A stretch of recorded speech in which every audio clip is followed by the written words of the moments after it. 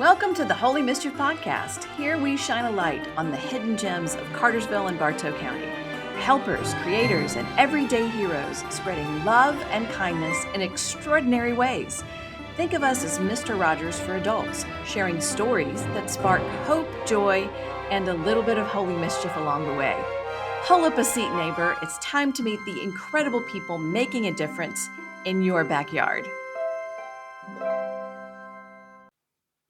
Hey friends, welcome back to the Holy Mischief Podcast. I am so excited today because I have my friend Jessica Mitchum here with us. Say hello, Jessica. Hey, guys.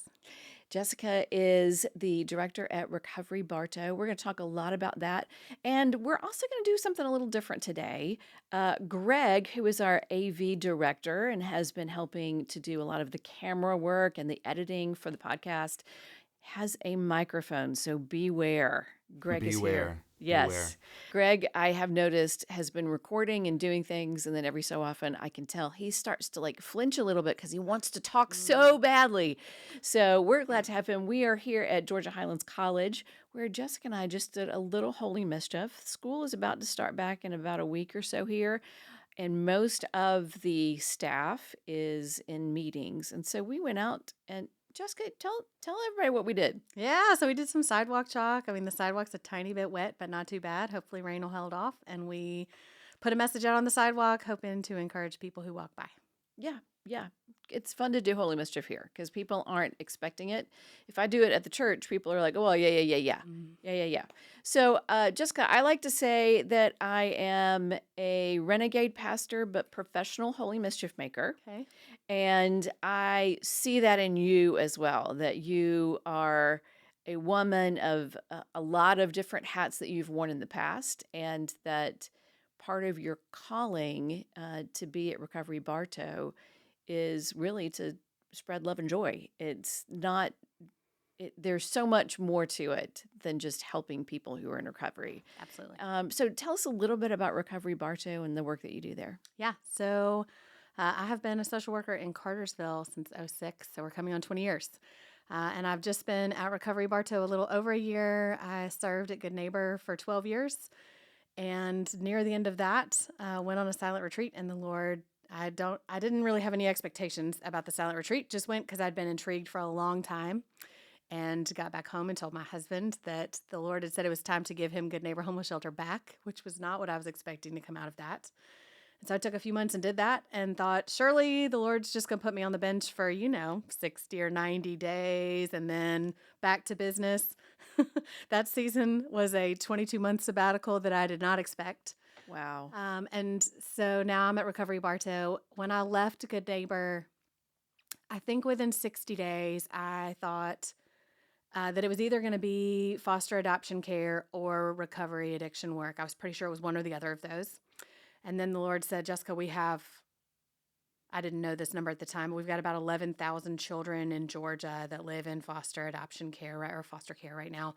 Right. And almost every single one of them are removed from their home because of drugs and alcohol. And so there's a tree and then there's a root to the tree.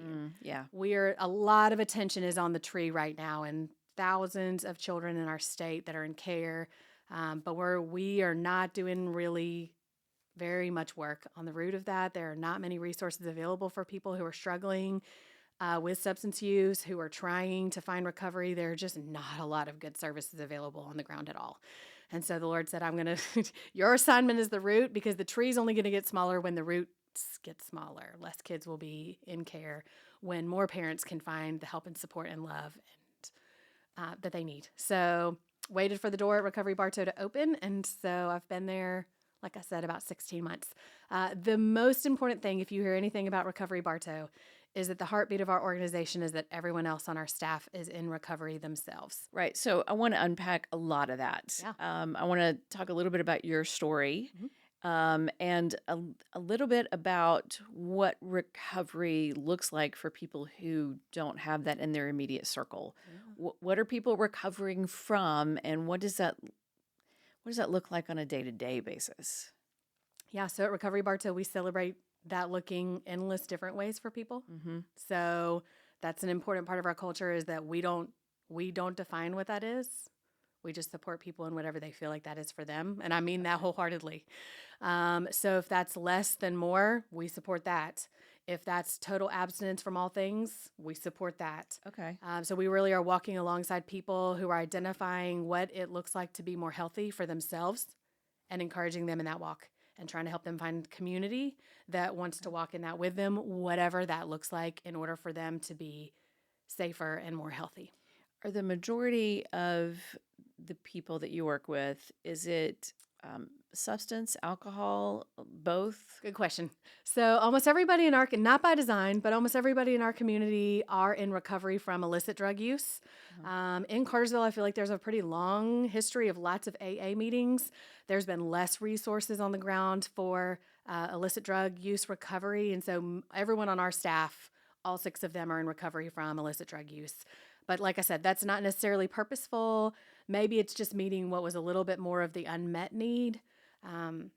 But we provide some resources and connections for all kinds of recovery. So, I mean, we have calls from family members or individuals who are in recovery just from alcoholism and are looking for those resources. But that's not been the life experience of our staff. I will say, when I first moved here, I talked to the mayor, police chief, district superintendent, and one of my questions was, what is the biggest need? What is the biggest problem? If you could wave a magic wand, what is it that you would fix in Bartow County? And almost all of them mentioned drug use, very concerned about fentanyl, and just very, very concerned for people who want and need to be in recovery.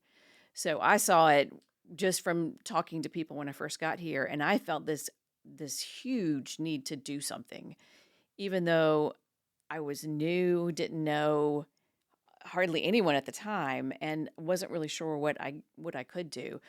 Come to find out, we have an NA group that meets at our church, and was able to speak to someone who helps to lead that up, heard his story, and was just moved by his courage and all of the things that he had to overcome. I don't think people realize the obstacles that are in your way when you have to go through recovery. I agree with that. To take a step back from what you just even shared, so to just spend 1 minute highlighting the fentanyl problem, even just in our country, much less in our community, here is one info piece on that. So the Federal Drug Administration tracks how much fentanyl comes into the United States of America annually. And I was getting ready to speak to a group a couple months ago and was re-looking at those numbers. In 2024, there are about 340 million people in our country. Last year, the FDA stopped 380 million fatal doses of fentanyl crossing our border. That's more doses than humans live in our country. And that's just the ones they stopped, like just the ones they seized, much less all the doses that came into our country and ended up in the hands of people who are struggling terribly. Yeah. So the volume is terrifying, and the numbers of how many young people right now, fentanyl overdose is the leading cause of young people between ages 18 to 45. It is unbelievable. I mean, if you are living in our community and think that has nothing to do with you, you're wrong. Yeah. And then the other piece that, yes, as you talk about how that impacts families, it never, or at this point, and it's only been 16 months, I think maybe the hardest part is just people's unwillingness, just the whispering and the unwillingness for people to talk about it out loud because of the stigma and because of the fear of judgment. And I get it. You have kids in your home. I have a 17-year-old, a 15-year-old, and a 12-year-old in my house. Bless you. So here's an example. I will own that if I found out that one of their friends' parents has a problem, then now I'm nervous to let them go to their house. Right. Now I'm nervous to let them ride with them. I'm nervous to do this. So no wonder people are not talking about it, because they're like, if I tell anyone, if anyone finds out that this problem is in my home, it will ruin my life. It will ruin my children's lives. It will make my professional life a disaster. And so the quietness, the hiding from is just unbelievable. It's unlike I've been a social worker for a long time, and I've walked with people who struggle with all different kinds of things. This one is just different than so many of the other things. And so then for somebody in recovery to choose to be loud about that and to fight back against that and to say, everywhere I go, I'm going to tell people that I'm in recovery from this. I'm going to wear it loudly and proudly. I'm going to share my story every single opportunity I get. What a wonder that is. Yeah. So we were talking before we started recording about you and making changes in your life because you didn't want to be a stumbling block. Can you describe that a little bit more? Maybe say a little bit more about what a stumbling block is in case someone's listening that doesn't know that quote from the Bible. Yeah. So believers constantly will commonly have this conversation that, the choices we're making, the things we're doing, the Bible suggests that, and the gospel suggests that we don't want to be a stumbling block to someone else. So if you're making a choice in sin that causes somebody else to stumble, then you should reevaluate your own choice. Lots of churches use this language about drugs and alcohol. Churches that are on the right side of that and are really, really conservative will immediately say, you should never get into any of that publicly or even in your own home because you would cause somebody else to stumble. You should never make these choices. Right. And I identify with you that I don't know that had necessarily felt really heavy to me until I started doing what I do now. And now it feels like more of a serious burden. I'm the only person on the staff of Recovery Bartow that's not in outright recovery from illicit drug use. When I was interviewed for the job, I wasn't even asked any questions about that. But I'd been there about a month, and my husband and I would have before maybe socially drank occasionally or in our home. I'd been there about a month, and I realized now it feels different, that if someone in our organization who started coming to our Thursday or Friday night meetings and is just past a week or just past a month were to see me out in public drinking, and that made them question our entire organization, all of our staff. Do we mean what we say? That I couldn't even imagine. It wasn't worth that. So it's like literally instantaneous decision to stop. Which immediately put you in someone else's shoes, and you saw how socially interacting in a way, just how different things were. Yes, that the drinking is everywhere. It was probably 2 months later I went to the beach, and I remember standing on the beach and thinking, are there sober people at the beach? Is there anyone here? Yeah. And then we talked a little bit about a Christmas party. I got to Christmas parties, and I thought, if you were wondering if you had a problem and you were trying to navigate that, our culture is not designed to make that easy for you. It's not easy. Really, really hard. People ask crazy questions. People make big assumptions about why you're not drinking. I've read a fair amount. I shared with you earlier that I read a lot. I've read many, many, probably even literally dozens of books by people who are in recovery from all kinds of things. And one of them, I'm still fascinated by this, went into a whole chapter about how we've made bars into shrines. And I was reading that, and I was like, he's not wrong. Liquor stores and bars are just like these gorgeous shrine. And I was like, whoa, he's not wrong. Yeah. And so, then my kids play ball, and I have something coming up with one of them, and I was like, what will it be like? I mean, I'll be the only person at this event or that event or this thing where I'm not drinking. People even now are inclined to take that as a personal attack. That adds a whole nother level. So you're making this choice for yourself only because you feel like in my shoes, in my life, in this season, this is the decision that makes sense for me. But of course, we've created this culture where I must also be projecting that opinion on everybody else. I mean, we make this kind of assumptions about one another that you must think that your opinion for you also means that I should or shouldn't.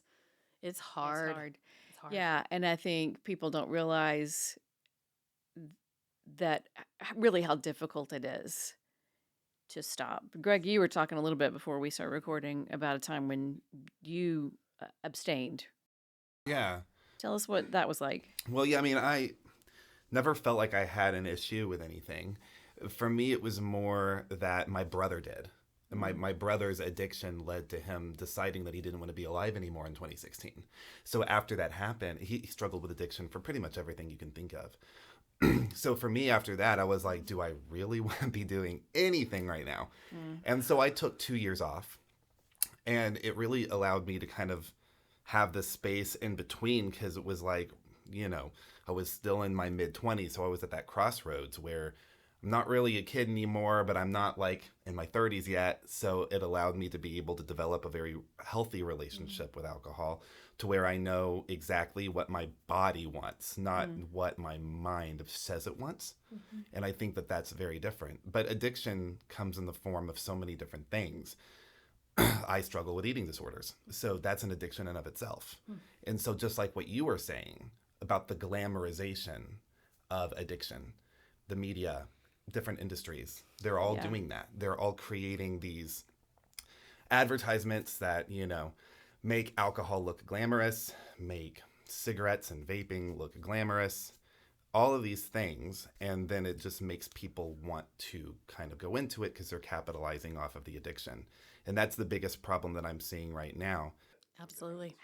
How many celebrities have their brand of alcohol, either tequila or whiskey or champagne, That's right. and have their own bars that they sell those things in? Yep. It's pretty amazing. So thank you, Greg, for sharing that. That I think will probably help someone, hopefully, who's listening. That's my hope, at least.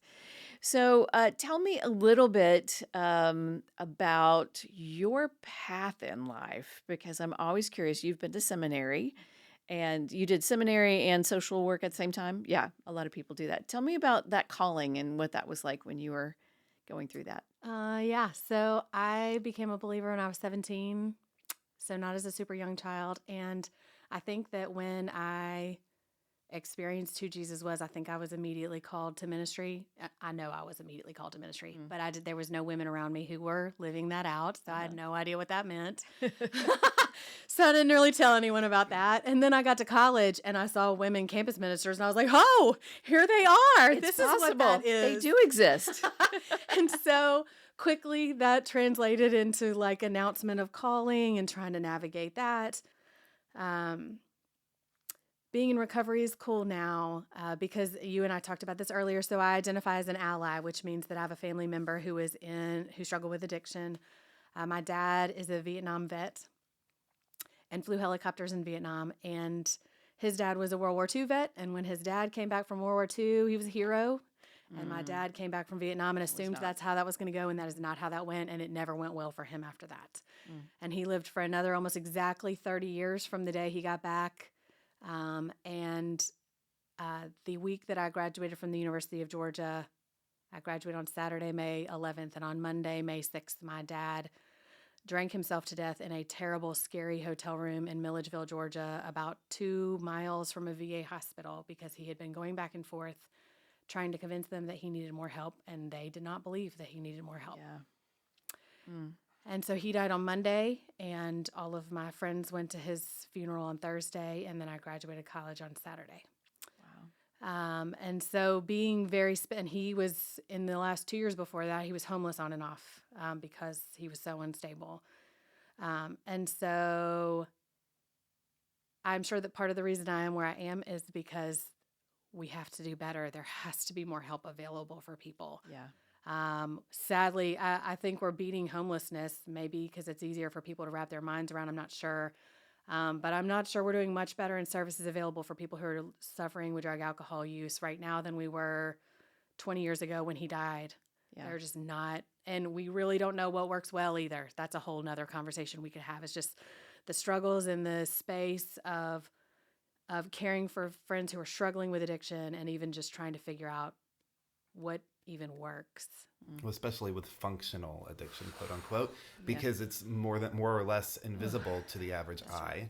And so when it's in the homeless community, it's almost like there's the stigma where it's expected, which isn't always true, by the way. Correct. But if you're just walking around like everyone else struggling with addiction and it's not visible, then less people will, I guess, take it seriously. That's right. Because it doesn't look like addiction or what they perceive to be what addiction looks like. That's right. Well, let's pivot just a bit, because I am pretty sure, I don't know what you're going to tell me, but I'm pretty sure you have a good story of Holy Mischief that probably connects to all of this. It does. So it attaches right to the story with my dad. I was almost just going to go straight into it, but I'm glad for the segue. So I just told y'all about my dad. So last week on Tuesday, My dad has been gone for 23 years. I just went into the part of life in the last year that he's been gone longer than I knew him to be here. He died when I was 22. It's now been 23 years since then. And so last Tuesday, my sister, I have one sibling, she lives in Lawrenceville. She called. She said, Jessica, you are not going to believe what has just happened. Her mother-in-law lives in this tiny town in South Carolina, and she gets a monthly magazine from her electric co-op. And about a year ago, she got a magazine that was about helicopters, and she thought, oh, I need to send this to my son and grandkids. They love helicopters. I need to send this to them. But she's almost 80, and so it got tucked somewhere in her house. And a year goes by, and it resurfaces, and so she finally gets it to my sister, and is like, the kids need to read this article. It's about helicopters. They're going to love that. And my sister starts reading the article, and it is about an organization in Columbia, South Carolina, that works with veterans to continue to do education about helicopters and flight and aviation. And it's a bunch of Vietnam vets who run this organization. And there's a special article coverage inside inside like a 5-page article. There's one page where they interview a guy who's on their board, and he mentions my dad by name in the article. Wow. And the magazine survived a year and then got to my sister. And my mother-in-law didn't even realize she hadn't even read the article. She didn't even realize that my dad's name was in there. And so we have an article where the guy who this story is about, who lives in Columbia, South Carolina, was flying in Vietnam, and the Vietnamese were shooting him down, and he refers to my dad flying in and attacking that whole area, and says in the article that he is only alive today because my dad was there.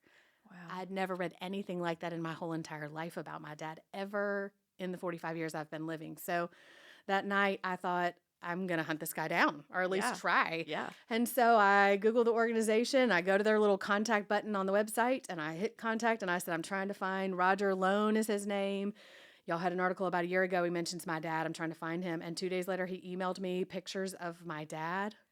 Wow. He sent me a picture of my dad in full uniform in live combat that I'd never seen before. Wow, I have chills. I actually literally just yesterday, talked to him on the phone for the very first time. I've never in my whole life spoken to anyone who knew my dad when he was in combat.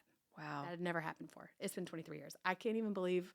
And the fact that the Lord protected the magazine for a whole year under just this idea that it was about helicopters, and that it found it to my sister, and we found this guy who knew my dad and could tell me stories about him. Yeah. Is unbelievable. That's amazing. Unbelievable. I love it. I love it. Well, we have a tradition where we ask for you to challenge our listeners to one act of holy mischief. What challenge would you give to people listening today? I'll give you all the same one. So I teach Sunday school, high school girls on Sundays. That's one of my other big pieces of life. And I was talking with them day before yesterday because school's starting. Mm-hmm. And they, of course, were expressing all kind of big goals about being very bold at school with friends. Of course they were. And then I kept listening to various parts of the conversation and reminded them that another girl made a different comment about kind of goals about that. And I said, let me connect a few dots for y'all. And I said, the truth is, I love these ideas you have about being very bold at your school. Yes, I'm not trying to discourage you. Do the thing. I said, but what's more true is that the friends at your school that are struggling the hardest, all they actually need is for somebody to say, hey, how's it going? So ask, how's it going? And then listen. Yeah. Not listen to respond, just listen. That's a big theme in the first third of Deuteronomy. And it's really a big theme in the entire Bible, but listen and love. I love it. I have a gift for you today, Jessica. You are a Holy Mischief maker, so I have a Holy Mischief button for you. And then I have a couple of cards. One is for you to keep, and one is for you to give away.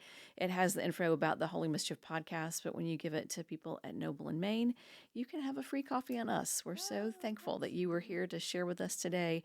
And as always, it's a joy to get to know you, and I hope that people will take up your Holy Mischief challenge. I appreciate that. Thanks for listening. We hope you enjoyed today's dose of hope and holy mischief. A big thank you to Trinity United Methodist Church for sponsoring this podcast and supporting stories that uplift our community.